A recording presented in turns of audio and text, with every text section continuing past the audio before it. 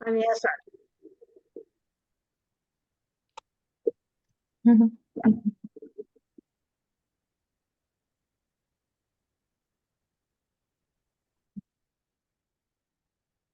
जय श्री कृष्णा सब लोगों को। Good afternoon. वेलकम। उस दिन थोड़ा सा इंटरनेट की प्रॉब्लम की वजह से हम लोगों के अध्याय 4 में एक दो श्लोक हम लोगों के रह गए थे, तो आज हम वहीं से पहले सबसे पहले शुरू करेंगे। तो जैसे हम बात कर रहे थे, दिव्य ज्ञान जो हम लोगों ने अध्याय 4 लिया था, उसमें हमने बात की थी कि कुंभकम ध्यानम का जिक्र जो है वो भगवत गीता के दिव्य ज्ञान में आया है। तो ये श्लोक मैं इसका लेना चाहूंगी। अपाने जुहति प्राण, प्राणे अपाने तथा परे, प्राण पान गति रुद्ध्वा, प्राणायाम परायणा अपरे नियताहारा प्राण प्राणेषु जुहति। इसमें प्राणायाम की विधि बताई गई है। जिस तरीके से प्राणायाम का मतलब होता है अपनी श्वासों पे कंट्रोल करके करना। जैसे हमारी प्राण वायु और अपान वायु दो होती हैं, एक जिस जो सांस हम लेते हैं और एक जो सांस हम छोड़ते हैं, दोनों की गति को एक करना, उसको हम कहते हैं प्राणायाम। दोनों की गति को कंट्रोल करना और बाद में दोनों की गति को अपने अनुसार रोकना। दोनों भवों के जो है, भवों के मध्य में, दोनों आंखों के बीच में उसको कंट्रोल करके रोकना। तो ये इसमें जब श्री कृष्ण जी से अर्जुन पूछते हैं कि योग की, ध्यान की जो पराकाष्ठा आपने बताई है उस तक पहुंचने के लिए क्या करना होगा कि जो हम आपका जन्म देख पाए, आपको देख पाए प्रभु, उसके लिए तो उस उन्होंने बताया कि आपको योग की उस स्टेज तक, ध्यान की उस स्टेज तक पहुंचना पड़ेगा जो हमने वर्ण बताए थे, 4 वर्ण। जिसमें कि हमने बताया था कि सबसे लोएस्ट जो कैटेगरी जिसमें थी वो तो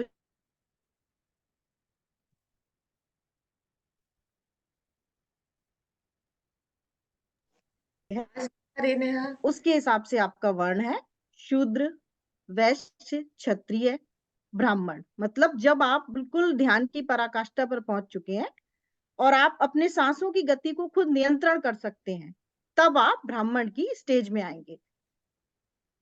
तो मैं आपको उसी के बुक की लैंग्वेज में ही मैं आपको बताऊंगी। हाँ जी। श्वास को रोकने की योग विधि प्राणायाम कहलाती है। प्रारंभ में हठ योग की विभिन्न आसनों की सहायता से इसका अभ्यास किया जाता है। ये सारी विधियां इंद्रियों को वश में करने तथा आत्म साक्षात्कार की प्रगति के लिए संस्तुत की गई हैं। इस विधि में शरीर के भीतर वायु को रोका जाता है जिससे वायु की गति की दिशा उलट सके। अपान वायु निम्नगामी और प्राण वायु जो है ऊर्ध्वगामी है। प्राणायाम में योगी विपरीत दिशा में श्वास लेने का तब तक अभ्यास करता है जब तक दोनों वायु उदासीन होकर पूरक अर्थात सम नहीं हो जाती। जब अपान वायु को प्राण वायु में अर्पित कर दिया जाता है तो हम इसे रेचक कहते हैं, और जब प्राण तथा अपान वायुओं को पूर्णतः रोक दिया जाता है तब हम इसे कुंभक योग कहते हैं। तो इसमें आपके यही बताया गया है कि कुंभक योग जो है, कुंभक योग के अभ्यास से ही योगी जीवन की अवधि को अनेक वर्षों तक बढ़ा सकता है। अपरे नियतहारा प्राण प्राणेषु जुहति, मतलब प्राण में प्राण की आहुति देते हैं। बहुत कम अल्पाहार के साथ, बहुत कम भोजन के साथ प्राण में ही प्राण की आहुति दी जाती है, तब हम योग की पराकाष्ठा तक पहुंच पाते हैं। तो उसके बाद अर्जुन कहते हैं कि प्रभु ये यहां तक पहुंचने के लिए हमें क्या करना होगा। तदति प्रणिपातेन परिप्रश्नेन सेवाया उपदेशयन्ति ते ज्ञान ज्ञानी तत्वदर्शिनी। भगवत गीता का बहुत एक जोर है इस बात पर, बहुत ज्यादा, कि आप किसी प्रमाणिक गुरु की शरण में जाइए। जैसे वो कर्म करने पर आपका वो है कि आपको कर्म करना ही होगा, उसी तरीके से आप किसी प्रमाणिक गुरु की शरण में जाइए और उनसे विनय पूर्वक आग्रह कीजिए कि आप मुझे इस तत्व का दर्शन कराएं, तभी आप योग की पराकाष्ठा तक पहुंच सकते हैं। तो ये 2 श्लोक जो थे ये हमारे उसमें रह गए थे। आज हम एक नए अध्याय के साथ शुरू करेंगे। ये गीता का 5th आपका चैप्टर है, अध्याय 5, कर्म संन्यास योग।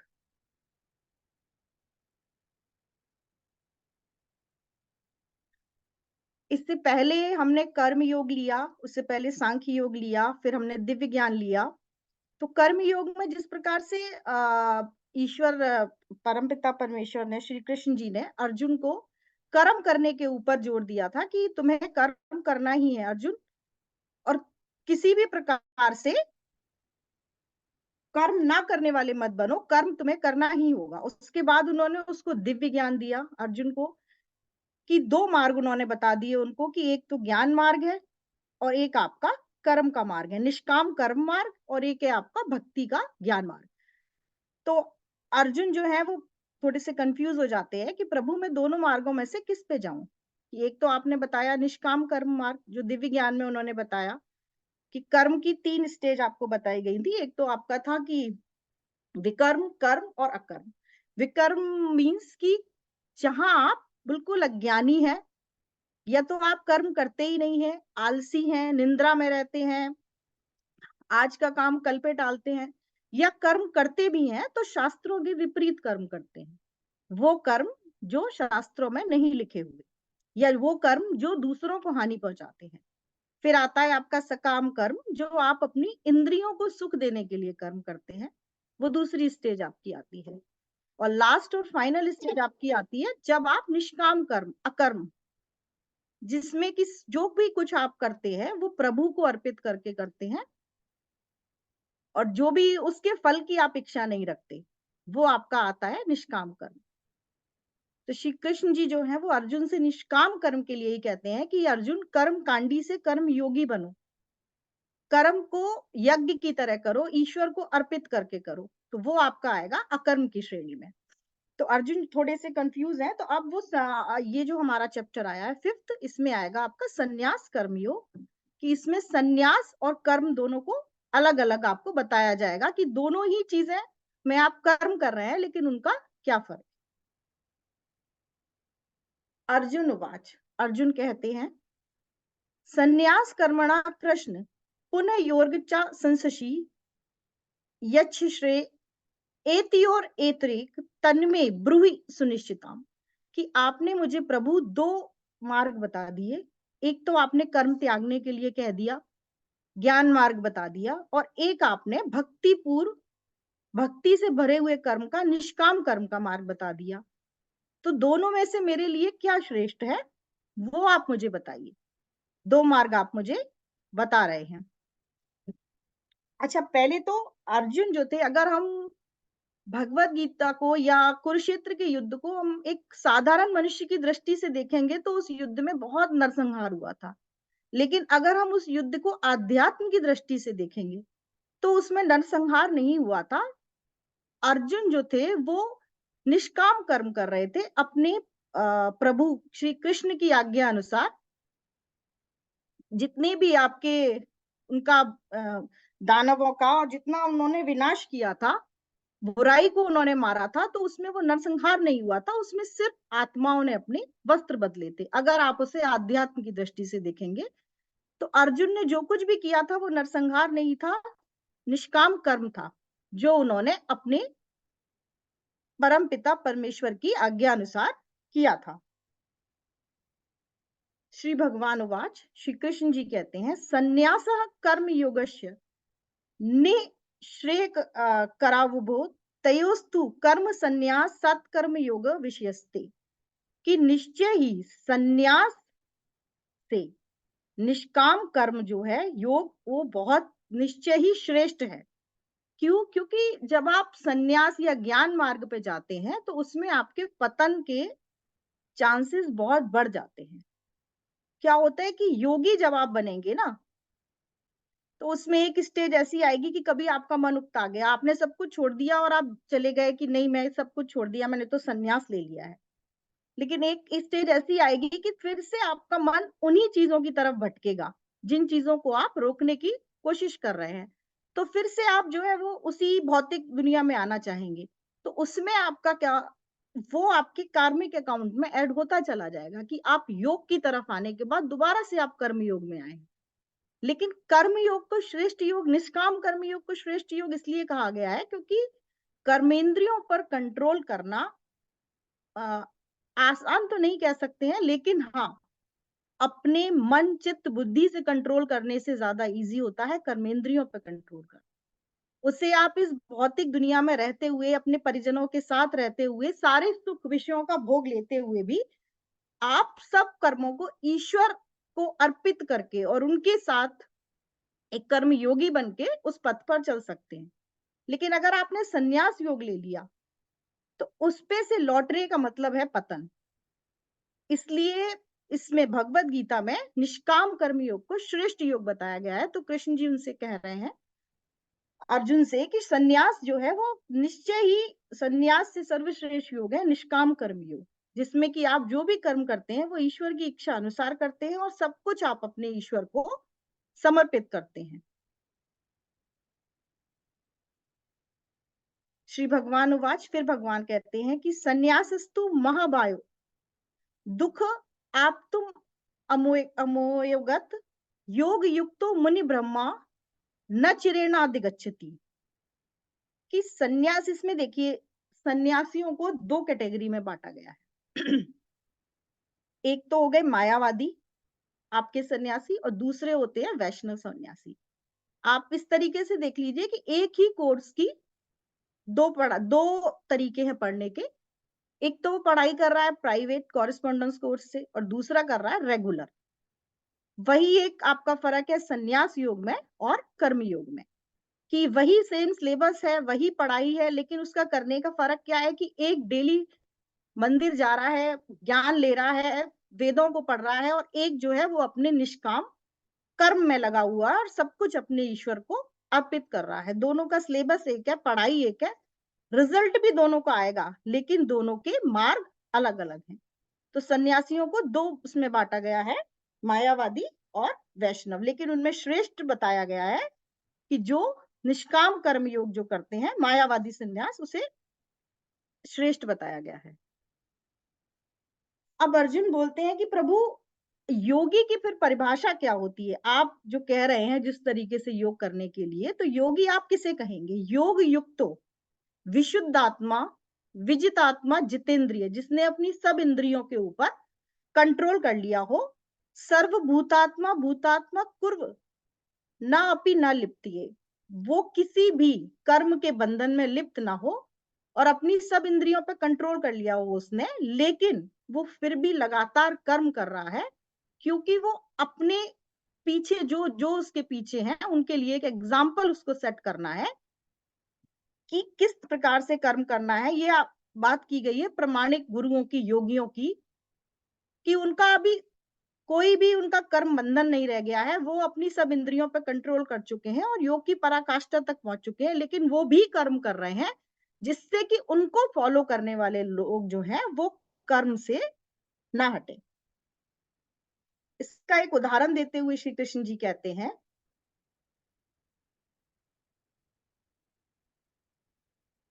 ब्राह्मण्याधा कर्माणि संग त्यक्त्वा करोति या लिप्यते न सा पापेन पद्म पत्र में वाभंसा। इसमें उन्होंने बताया है कि जिस प्रकार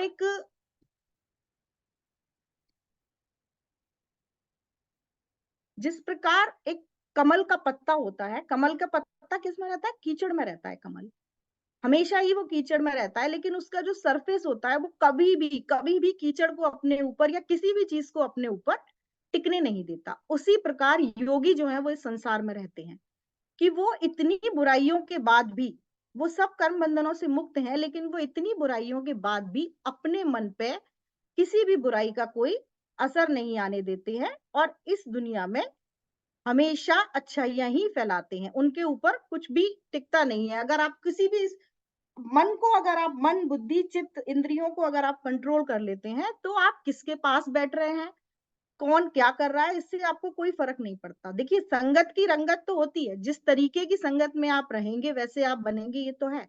लेकिन जब आपका कंट्रोल अपने इंद्रियों के ऊपर हो जाता है, तब आप इतने बुलेट प्रूफ हो जाते हैं कि लोगों की बुराइयां आपके ऊपर कोई असर नहीं डालती। उसी प्रकार से योगी मनुष्य होता है जो इस संसार में इस तरीके से रहता है कि उसके ऊपर किसी की भी बुराई का कोई फर्क नहीं पड़ता। जैसे कमल का पत्ता हमेशा कीचड़ में रहता है कि उसके ऊपर पानी की एक बूंद भी नहीं टिक पाती, वो अपने ऊपर से सब हटा देता है। यही एक योगी मनुष्य की पहचान बताई है श्री कृष्ण जी ने भगवत गीता में। आगे भगवान कहते हैं, युक्त कर्म फल त्यक्त्वा शांति माप्तनोति निष्ठिकर्मा अयुक्त काम कारणे फलो सक्तो निबध्यते। कि जो मेरा शांति प्रिय भक्त होता है वो कभी भी कर्म के बंधनों में बंधता नहीं है, वो सब कुछ मुझे अर्पित करता जाता है। कभी भी वो इस तरीके के बंधनों में, जो डूअरशिप एक आदमी के अंदर आ जाती है ना, कि आई एम अ डूअर, मैं सब कुछ कर रहा हूं, अहंकार कि जो कुछ है वो मेरा है, सब कुछ करने वाला मैं हूं, वो कर्म के बंधनों में बंधता चला जाता है, उसके कर्मों का फेर कभी खत्म नहीं होता। और जो एक शांति प्रिय ईश्वर का भक्त होता है, जो निष्काम कर्म योग में सब कुछ ईश्वर को अर्पित करता जाता है, I am not a doer, I am not experiencer, I am only devotee of Lord. मैं सिर्फ भगवान का भक्त हूं, न तो मैं भोगता हूं और न मैं करता हूं। जिसके अंदर ये भावना है वही ईश्वर का शांति प्रिय भक्त होता है। जब हमारे अंदर ये भावना आ जाती है कि ये मेरा है, ये मेरा है, ये मैंने किया, ये मैंने बनाया, वो इंसान कर्म के बंधनों से कभी छूट ही नहीं पाता। तो सबसे पहले तो निष्काम कर्म के लिए अपने अंदर से डूअरशिप निकालनी होती है। अगर आप अपनी कोई डिजायर भी ईश्वर को दे रहे हैं, तो सब उसके लिए अगर आप अपनी इच्छा से एक भी चीज अपनी पूरी नहीं कर सकते, उसके लिए भी आपको ईश्वर का साथ चाहिए, प्रकृति का साथ चाहिए। जब कोई भी डिजायर आप अपनी, कोई भी किसी भी तरीके का आप यूनिवर्स में डालते हैं कि मुझे ये चाहिए, तो प्रकृति वो बात ईश्वर तक पहुंचाती है, और ईश्वर आपका कार्मिक अकाउंट चेक करते हैं कि क्या आप उस चीज के लिए सही हैं, तब वो चीज आपको मिलती है। तो you are not a doer.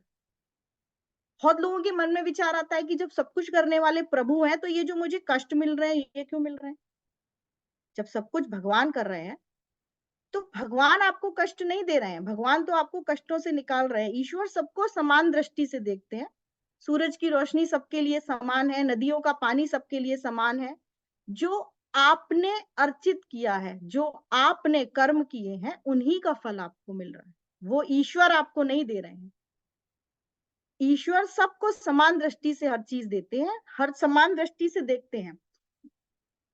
आप किसी भी योनि में हो, किसी भी आप वर्ण भेद कुछ ईश्वर के उसमें नहीं है।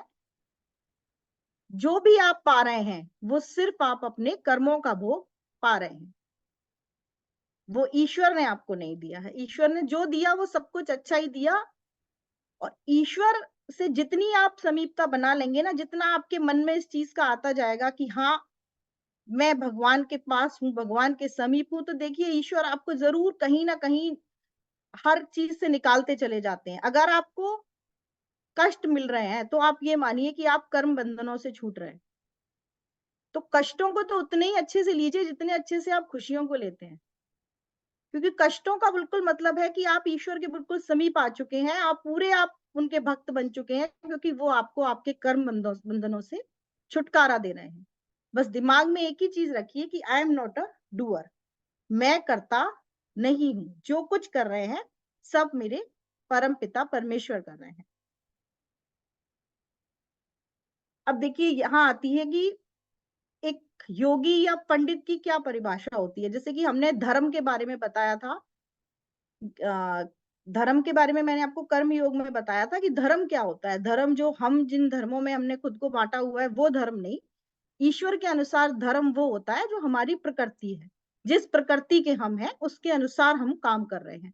फिर बात आई थी वर्ण की, तो वर्ण था कि जो आपकी एक ध्यान की जो स्टेज है, जिस स्टेज पर आप हैं, जिस स्टेज पर आपकी आत्मा का विकास, शरीर शरीर से विकास नहीं कि आप शरीर से बहुत बड़े हो गए, उम्र में बहुत बड़े हो गए, आपकी आत्मा कितनी विकसित हुई है, वो आपका वर्ण आएगा कि आप वर्ण में कहां तक पहुंचे हुए हैं, आपने अपनी आत्मा को कितना विकास किया है।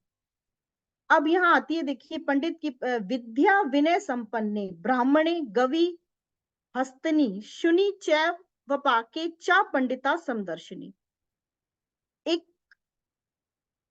पंडित की परिभाषा जिसे हम कहेंगे कि ध्यान में जो बिल्कुल पराकाष्ठा पे पहुंच चुका हो, वो विद्या विनय से संपन्न इस प्रकार का मनुष्य जो गवी गाय, हस्तनी हाथी, शुनि चैव व पाकी, कुत्ते और कुत्ते को खाने वाले चंडाल में भी कोई फर्क नहीं करता, सबको समान दृष्टि से देखता है। मतलब वो शरीर की चमड़ी नहीं देखता, आत्मा, हर मनुष्य की आत्मा देखता है। वो जो सबको समान दृष्टि से देखे, उसे हम पंडित की श्रेणी में रखेंगे। ये परिभाषा है कि आप न तो किसी को उसके वर्ण से, न उसको धर्म से, न उसकी जाति से, न उसके काम से उसको आंक रहे हैं। आप सबको समान दृष्टि से देख रहे हैं। मैंने वर्ण के बारे में भी आपको बताया था कि कभी भी अब ये मत सोचिए कि हाँ ये तो छोटा है, ये जाति में छोटा है या इस तरीके का है। जो मनुष्य विवेकशील है, विवेक में, बुद्धि में, ऐसे ही लोगों की संगत में रहिए और हमेशा अच्छाई के पास बैठिए और बुराई से बचिए।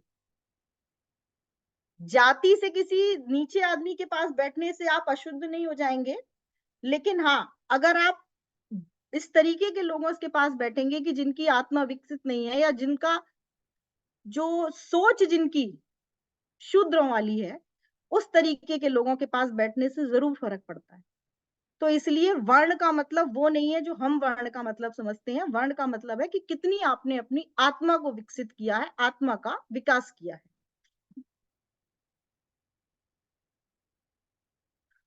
अब इसमें आता है कि आपकी आत्मा का विकास किस तरीके से होता है, किस प्रकार।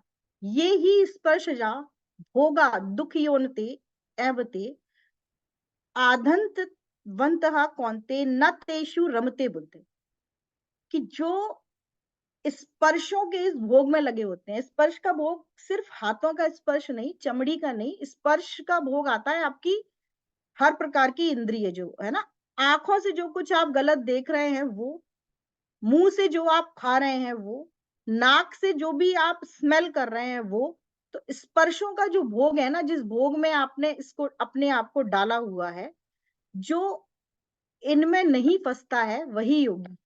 इनसे जो खुद को बचा ले स्पर्शों के भोग से, क्योंकि सारे तरीके के पापों का कारण होता है आप जो अपनी इंद्रियों को हर वक्त सुख देना चाहते हैं। आंखों को अच्छा देखने का सुख, मुंह को अच्छा खाने का सुख, जो भी आप अपनी इंद्रियों को, कानों को जिस तरीके की बातों को सुनने का आप सुख देना चाहते हैं, वो जो भी आप अपनी इंद्रियों को सुख देना चाहते हैं, वो स्पर्शों का जो भोग होता है, जो उनमें नहीं फंसता है वही योगी है। अब इसमें आगे श्री कृष्ण जी कहते हैं, शक्नो तिहेवे या सोडु प्राक्य शरीर विमोक्षणात् काम क्रोध वेग सा युक्त सा सुखी नर।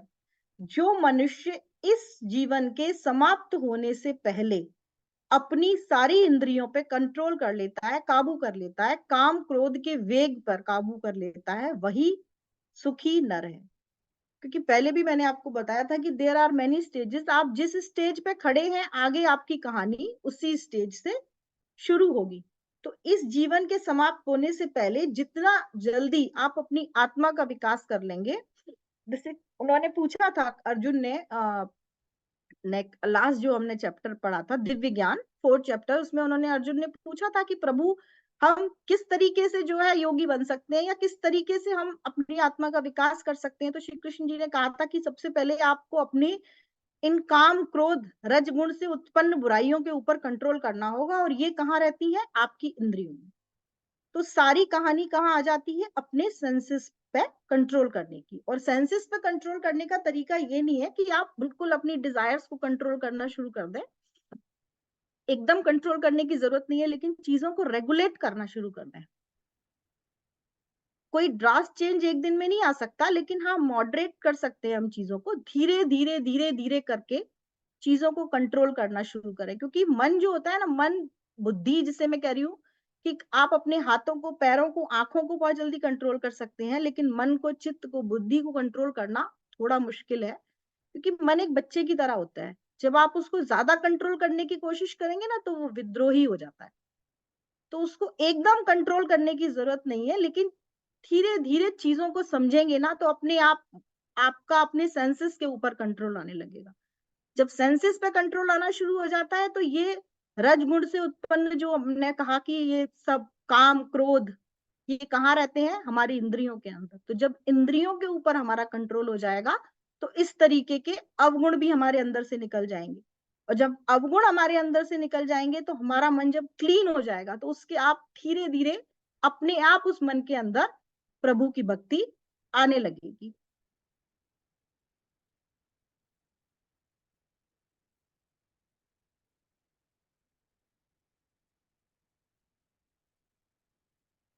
देखिए, अब फिर से इसमें योग की बात आती है। स्पर्शान कृत्वा बहि ब्राह्य चक्षु श्रीवांतरे भ्रुवो प्राणपानो समो कृत्वा नासाभ्यं अभ्यंतर चारिणो यतेन्द्रिय मनो बुद्धि मनो निर्मोक्ष परायणा विगेत इच्छा भय क्रोधो या सदा मुक्त ऐसा।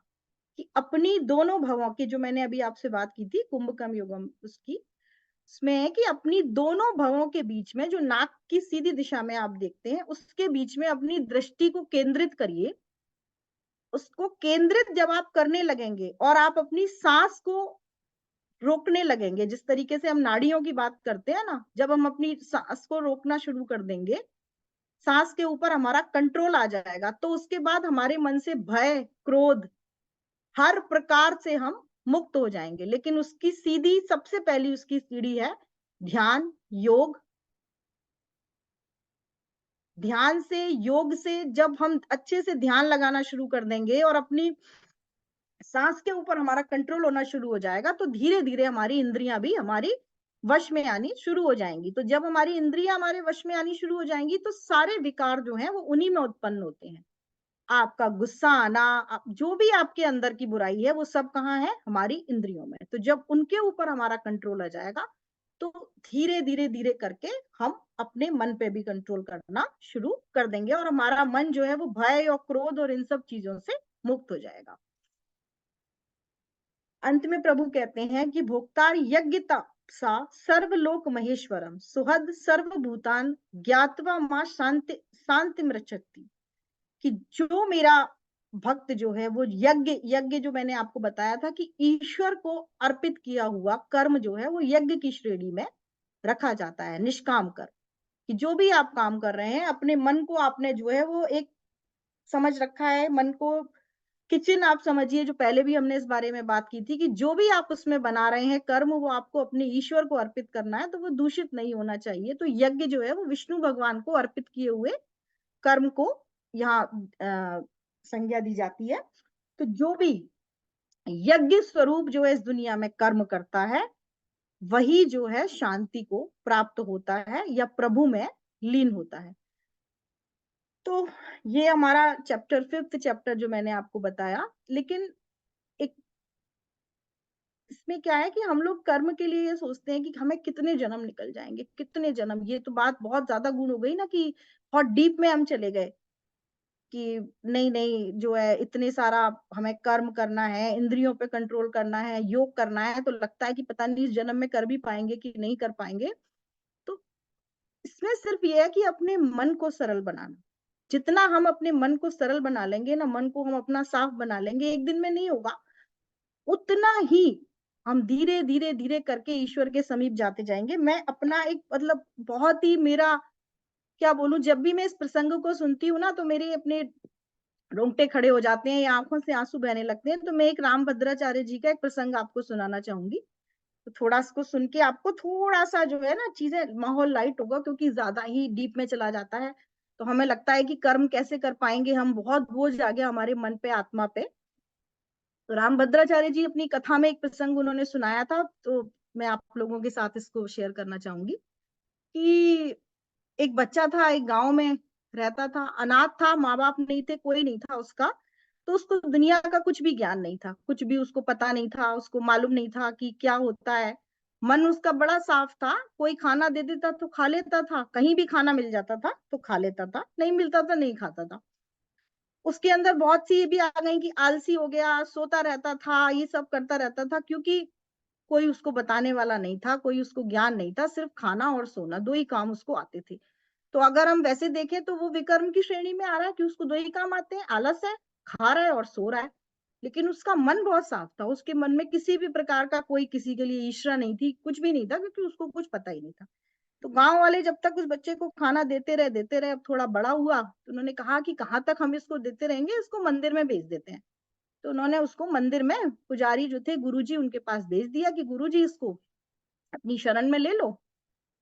तो उन्होंने कहा ठीक है, जहाँ इतने लोग रह रहे हैं ये भी रह लेगा, कोई नहीं, खाना ही तो देना है 2 टाइम का, दे देंगे, खा लिया करेगा। ठीक है, वो मंदिर में रहने लगा, उसको क्या करना था, वो तो खाना था, सोना था, 2 ही काम आते थे उसको। बस ठीक है, खाना मिल जाता था, मंदिर में कोई काम भी नहीं करना पड़ रहा, इससे तो बढ़िया कोई बात ही नहीं है। ठीक है जी, वो रहने लगे। अब आई एकादशी, अब एकादशी आई तो उस दिन मंदिर में खाना नहीं बनता था, तो गुरुजी ने कहा कि आज तो व्रत रखना पड़ेगा। बोला गुरुजी ये तो कोई बात नहीं हुई, ये तो बात ही नहीं हुई थी कि व्रत भी रखना पड़ेगा, मुझे तो ये कहा था कि मंदिर में दोनों टाइम खाना मिलेगा। तो गुरुजी ने कहा कि नहीं नहीं, एकादशी पे तो व्रत रखना पड़ेगा। तो वो तो बड़ा दुखी हुआ कि ये क्या बात हो गई, एकादशी पे व्रत रखना पड़ेगा।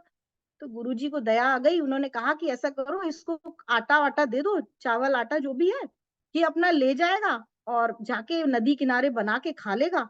ठीक है, तो गुरुजी ने उसको सामान दिलवा दिया कि मंदिर में तो नहीं बनेगा, तुम अपना सामान ले जाओ, अपने चेलों से दिलवा दिया कि नदी किनारे बनाना और खाना, पर बस भगवान का भोग लगा देना। उसने कहा ठीक है, बना लूंगा, बनाना भी पड़ेगा, यहाँ पे आज तक तो मैंने कभी बनाया नहीं है खाना, चलो ठीक है बना लूंगा, खाना तो मिल रहा है। फिर वो नदी किनारे चला जाता है, अपना खाना बनाता है। खाना बना के उसको गुरुजी की बात याद आती है, गुरुजी ने कहा था भगवान को भोग लगा देना। लेकिन सरल इतना था कि उसको यही नहीं पता था कि भगवान जो है वो स्वयं नहीं आते। अब पर्दा लगा के भोग लगाया जाता था, तो उसने सोचा आते होंगे, खाते होंगे थाली में, शायद देखा नहीं मैंने तो कभी। ठीक है, अब वो बैठ गया, जैसे मेरे गुरुजी कहते हैं कि राजा राम आइए, प्रभु राम आइए, मेरे भोजन का भोग लगाइए। अब भगवान आ नहीं रहे थे। उसको ये तो गुरुजी ने कहा नहीं था कि मान लिया जाता है, जैसे गणित में मान लिया जाता है कि ये है, कि मान लो कि भगवान आ गए, तो सोचा आएंगे तो भोग लगाएंगे तभी मेरे को खाना मिलेगा। अब वो बैठा रहा। अब प्रभु को बड़ी चिंता हुई कि बेचारा कभी भूखा नहीं रहा, मेरी वजह से भूखा बैठा है। तो उन्होंने कहा कि क्या करना चाहिए। तो रामचंद्र जी बोले कि सीते चलो चलते हैं, ये तो हमारी वजह से भूखा बैठा है और बैठा ही रहेगा, हमको और पाप लगेगा। तो रामचंद्र जी सीता जी को लेके आ गए कि लाओ भाई, क्या बनाया है तुमने, भोग दो। तो कहने लगा कि बात तो एक आदमी की हुई थी, गुरुजी ने कहा था, और आप तो 2 लोग आए हो, मैंने तो एक ही आदमी का खाना बनाया है। भगवान कह रहे ये तो बड़ा विचित्र भक्त है कि एक तो ईश्वर सुर सामने आए हैं और कह रहा है 2 लोग कैसे आ गए। तो उसको कुछ पता ही नहीं था, इतना सीधा था। तो बोला नहीं नहीं, अब देखो मैं भूखा रह जाऊंगा, 2 लोग तुम खा जाओगे, एक ही आदमी का दूंगा, उसमें से दोनों खा लेना। तो भगवान बोलते हैं कि अच्छा चलो एक ही का दो, हम दोनों खा लेंगे। ठीक है जी, एक ही का दे देते हैं। दोनों लोग खा लेते हैं, वापस आ जाता है, कहता है गुरुजी तुमने कहा था कि भोग लगा देना, मैंने भोग लगाया, पर 2 लोग आ गए थे, तुमने कहा था भगवान आते हैं। तो गुरुजी ने कहा कि पागल है, ऐसी बातें कर रहा है, कोई भगवान आते होंगे क्या इससे मिलने के लिए। ठीक है जी, 15 दिन बाद फिर एकादशी आई। मंदिर में फिर से गुरुजी ने कहा कि आज फिर नहीं बनेगा खाना, तुम अपना ले जाओ बना लो। तो बोला गुरुजी आज अनाज ज्यादा देना, क्योंकि तुम एक ही कहते हो, 2 लोग आ जाते हैं। तो गुरुजी ने कहा कहती इसको ज्यादा भूख लगती होगी, झूठ बोल रहा होगा कि भगवान आते हैं, उन्होंने कहा चेलों से दे दो, चलो भूखा रह जाता होगा, ज्यादा दे दो। अब वो ले जाता है। तो रामचंद्र जी को बहुत पसंद आ गया था, तो वो कहते हैं इस बार लक्ष्मण तुम भी मेरे साथ चलना, और इतना बढ़िया भक्त है कि देखो कैसे बुलाता है वो बेचारा। फिर 2, उसने 3 लोगों का खाना बना लिया कि 2 तो वो पति पत्नी आएंगे और एक मैं हूं, मैं भूखा रह जाऊंगा उनके चक्कर में। उसने खाना बना के रख लिया, बोला कि राजा राम आइए, प्रभु राम आइए, मेरे भोजन का भोग लगाइए। तीनों आ जाते हैं, रामचंद्र जी, सीता जी, लक्ष्मण जी। तो वो अपने माथे पे हाथ मारता है, कहता है तुम सही हो, एक को बुलाओ 2 आते हो, 2 को बुलाओ 3 आते हो, अब 3 आ गए, आज मैं फिर भूखा रहूंगा तुम्हारे चक्कर में। ये तो बहुत गलत बात है प्रभु, अब यही दूंगा, इसी में से खा लो। तो कहते हैं दे दो जो तुम्हारे पास है दे दो, हम इसी में से खा लेंगे। तो वो तीनों लोग बेचारे खा के चले जाते हैं। वो वापस आके कहता है गुरुजी मुझे बहुत सारा अनाज देना। 3-3 लोग आ जाते हैं और 3 इतने लोग खा के जाते हैं। तो गुरुजी कहते हैं कि ये अब तो पागल बना रहा है, जरूर भगवान के नाम पे कहीं बेच आता होगा, ज्यादा अनाज दे दो, ज्यादा अनाज दे दो, अगली बार हम इसका पीछा करेंगे। अगली बार एकादशी आती है तो गुरुजी उसको अनाज तो दे देते हैं, पर उसका पीछा करते हुए नदी के किनारे अपने चेलों के साथ छुप के देखते हैं कि ये क्या कर रहा है। भाई जब देखना शुरू करते हैं तो वो खाना वाना बनाता है अपना 3-4 लोगों का और बैठ जाता है, प्रभु राम आइए, राजा राम आइए, मेरे भोजन का भोग लगाइए। गुरुजी कहते हैं कितना मूर्ख है, ऐसे भगवान आएंगे क्या, इसको कुछ नहीं पता। तो अब इस बार जो है वो भगवान राम जो है वो सबको लेके आ जाते हैं, भरत शत्रुघ्न सबको लेके अपने साथ में आ जाते हैं। तो वो तो अपना कहता है कि भैया अब मेरे बस की नहीं है, एक को बुलाता हूँ दो आते हैं, दो को बुलाता हूँ तीन आते हैं, और पूरा परिवार आ गया है। लो भैया ये रहा सामान और ये रहा चूल्हा, बनाओ और खाओ, मैं तो नहीं बना सकता। तो भाई सीता जी और उर्मिला जी खाना बनाना शुरू करती हैं। रामचंद्र जी कहते हैं भाई तुम ही बना लो, ये तो नहीं बनाएगा आज हमारे लिए खाना। बोला मैं नहीं बनाऊंगा। गुरु जी बोलते थे एक भगवान आएंगे और तुम आते नहीं हो, पूरे परिवार को और ले आते हो अपने साथ में, बनाओ और खाओ, मुझे भी खिलाओ। तो सब बनाने लगते हैं। अच्छा गुरु जी को कुछ दिखाई नहीं दे रहा था, क्योंकि भगवान तो सिर्फ उसी को दिख रहे थे। गुरु जी आते हैं, आके कहते हैं कि क्या कर रहा है यहाँ पे। तो वो बोलता है कुछ नहीं, देख नहीं रहे हो यहाँ पे खाना बना रही है सीता जी और वो। गुरुजी कहते हैं हमको तो कहीं नहीं दिखाई दे रहा। गुरुजी उसका कान पकड़ते हैं और छड़ी से दो चार छड़ी उसमें लगा देते हैं। कहते हैं झूठ और बोलता है, इतना सारा लेके आता है अनाज और कहाँ है भगवान। तो बोलता है प्रभु दिख जाओ, दिखोगे नहीं तो मेरी पिटाई और लग जाएगी गुरुजी से। तो भगवान प्रकट होते हैं तो गुरुजी के हाथ से छड़ी छूट जाती है और आंखों से आंसू बहने शुरू हो जाते हैं। कहते हैं कि प्रभु मेरी पूरी जीवन निकल गया भक्ति में, सुबह उठता था तेरी आरती करता था, पूरा जीवन मैंने सन्यास ले रखा था तेरी भक्ति में मैंने पूरा। और इस जड़ बुद्धि को तुम दिखाई दे रहे हो, इसको तो कुछ भी नहीं पता, इसको ये भी नहीं पता कि आरती किस तरफ घुमाई जाती है, तुम्हारा भोग कैसा लगाया जाता है। इसको तुमने दर्शन दे दिए, मेरे से ऐसी क्या त्रुटि हुई थी कि तुमने मुझे दर्शन नहीं दिए। तो ईश्वर ने कहा कि हाँ तुमने बहुत किया, तुम बिल्कुल सन्यास ले रखा था, लेकिन तुम्हारा मन जो था ना वो पवित्र नहीं था। तुम्हारे मन में अभी भी ईर्ष्या काम क्रोध और ऐसी चीजें थी, और ये मन से बहुत सरल था। ये मन से इसको ये भी नहीं पता था कि प्रभु स्वयं आते हैं या नहीं आते हैं। तुमने सब कुछ छोड़ दिया था, लेकिन तुम्हारा मन आज भी भौतिक सुखों में था, और इसका मन जो है बहुत सरल था। तो मन की सरलता जो होती है वो ईश्वर को पसंद आती है। उसके लिए आपको ज्यादा आडंबर करने की जरूरत नहीं है। जिस प्रकार से उसको भगवान ने दर्शन दिए, क्योंकि वो मन का बहुत सरल इंसान था। तो सबसे पहले अपने मन को सरल बनाइए, कि मन के अंदर इस प्रकार का कोई भी, इसके लिए आपको बहुत किताबें पढ़ने की, विद्वान बनने की, रोज मंदिर जाने की ये सब जरूरत नहीं है। जरूरत है तो सिर्फ एक साफ मन की, निश्चल मन की। तो यही हम खत्म करते हैं अपना ये वाला session. Thank you so much.